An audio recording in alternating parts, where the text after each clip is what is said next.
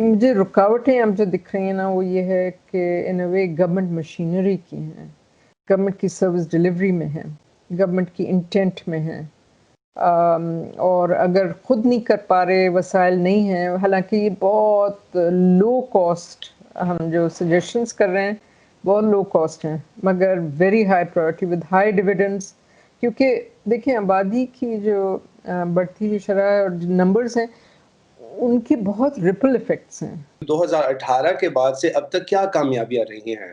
ہاں اتنی کامیابی نہیں ہے جتنی میں نے سوچی تھی اس زمانے میں۔ ہم پھر دوبارہ ہم نے ہمارا یہ احساس تھا کہ فائنلی جو آپ کہہ رہے ہیں نا کہ ایک پالیسی یا ایک ڈائریکشن، ایک رخ لے لیا ہے پاکستان کی، ایک پوزیشن لے لی ہے کہ ہاں واقعی ہم جو اس طرح سے بڑھ رہے ہیں، اس شرح پہ بڑھ رہے ہیں، اور اگر بڑھتے جائیں تو واقعی ہمارے پاس وسائل کی بات کریں کہ اس میں ہم نے 10 بلین فنڈ لکھا ہے اینیولی نان ریلیپسبل کہ ہونا چاہیے، وہ ابھی تک گورنمنٹ نے نہیں آفر کیا ہے۔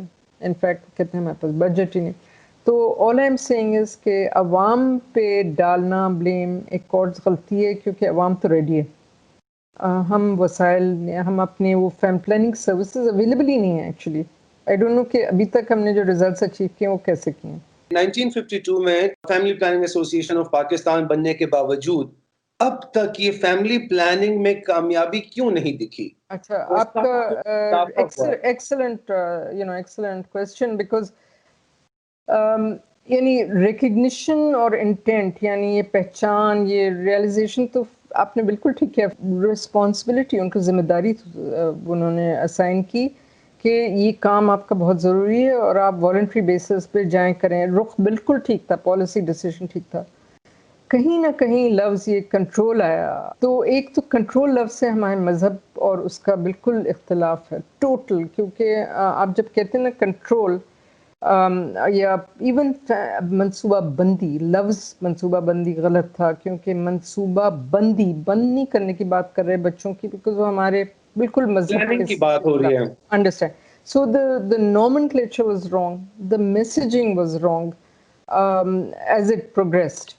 اینڈ جو سلوگن اٹھا جو سب کو بہت اچھی طرح سے یاد ہے، فونڈلی یاد ہے، 2 بچے اچھے، مگر 2 بچے اچھے میرا خیال ہے کہ ہمیں اس نے کل کر دیا۔ کیا فیملی پلاننگ ہر ایک انڈیویجول کی ذمہ داری ہے یا گورنمنٹ کا بھی اس میں کوئی دار و مدار ہے؟